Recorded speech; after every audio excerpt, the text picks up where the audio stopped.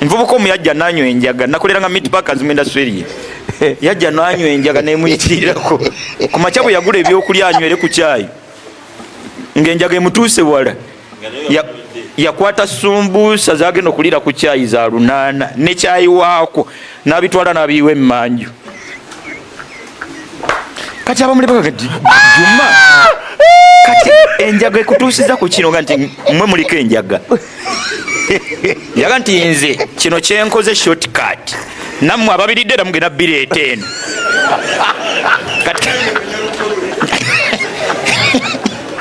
n'abiyiirayo ddala lumu. Simanyi ku babiri ani yali omutu